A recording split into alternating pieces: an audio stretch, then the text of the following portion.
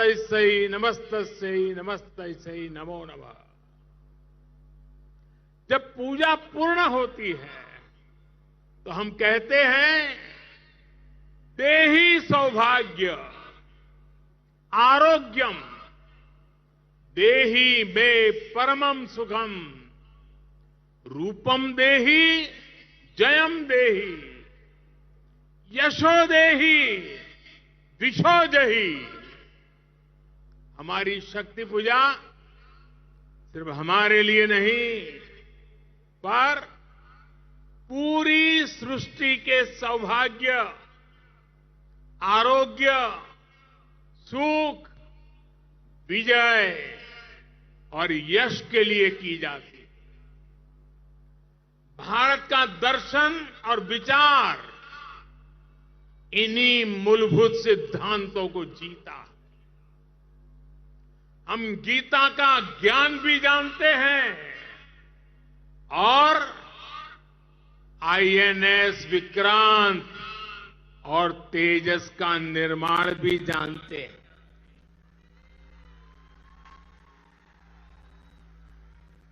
हम श्री राम की मर्यादा भी जानते हैं और अपनी सीमाओं की रक्षा करना भी जानते हैं। हम शक्ति पूजा का संकल्प भी जानते हैं और कोरोना में सर्वे संतु निरामया ये मंत्र भी जी करके दिखाते हैं। यही तो हमारी भारत भूमि है। भारत की विजयादशमी भी यही विचार का प्रतीक है। साथियों, आज हमें सौभाग्य मिला है कि हम भगवान राम का भव्यतम मंदिर बनता देख पा रहे हैं।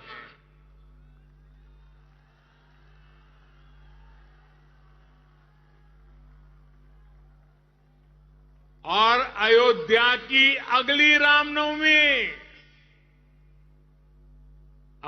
रामनवमी पर रामलला के मंदिर में गुंजा हर स्वर पूरे विश्व को हर्षित करने वाला है। वो स्वर जो शताब्दियों से यहां कहा जाता है,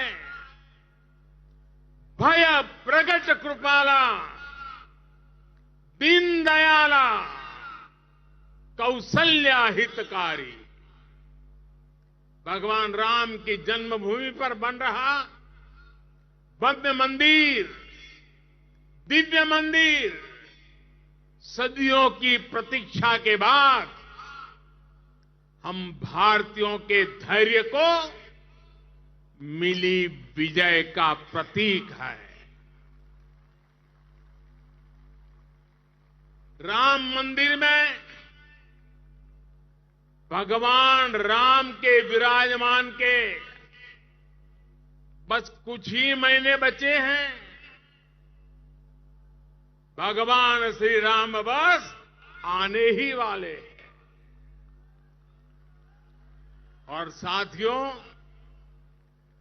उस हर्ष की परिकल्पना कीजिए जब शताब्दियों के बाद राम मंदिर में भगवान राम की प्रतिमा विराजेगी।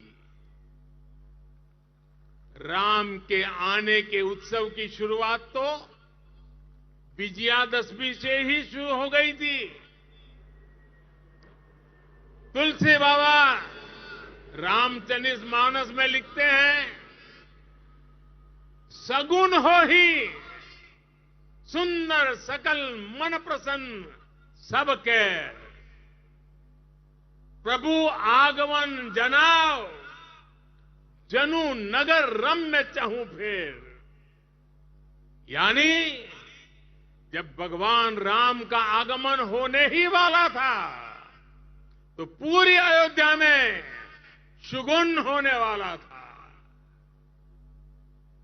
तब सभी का मन प्रसन्न होने लगा, पूरा नगर रमणीक बन गया। ऐसे ही शगुन आज हो रहे हैं। आज भारत चंद्रमा पर विजयी हुआ है। हम दुनिया की तीसरे सबसे बड़ी अर्थव्यवस्था बनने जा रहे हैं। हमने कुछ सप्ताह पहले ही संसद की नई इमारत में प्रवेश किया है।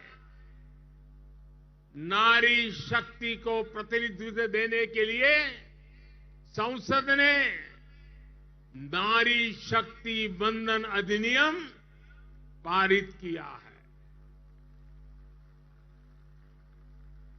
भारत आज विश्व की सबसे बड़ी डेमोक्रेसी के साथ सबसे विश्वस्त डेमोक्रेसी के रूप में उभर रहा है और दुनिया देख रही है ये मदर ऑफ डेमोक्रेसी है। इन सुखद क्षणों के बीच अयोध्या में राम मंदिर में प्रभु श्री राम विराजने जा रहे हैं। एक तरह से आजादी के 75 साल बाद अब भारत के भाग्य का उदय होने जा रहा है।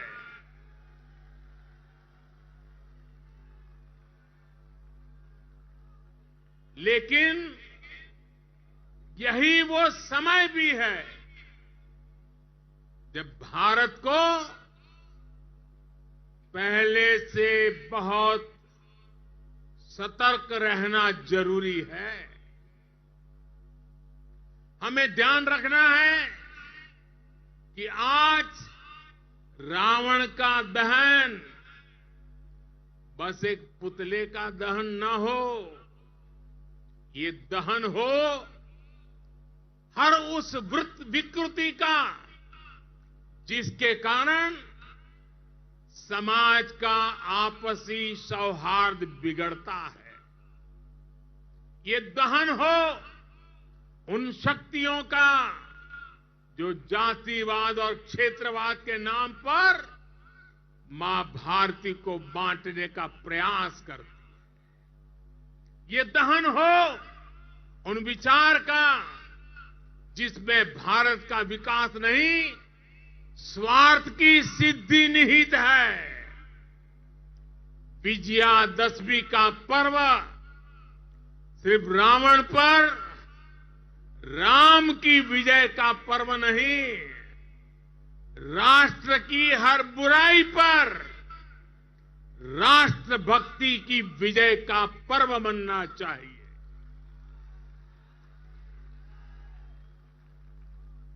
हमें समाज में बुराइयों के, भेदभाव के अंत का संकल्प लेना चाहिए। साथियों, आने वाले 25 वर्ष भारत के लिए बेहद महत्वपूर्ण है। पूरा विश्व आज भारत की ओर नजर टिकाए हमारे सामर्थ्य को देख रहा है।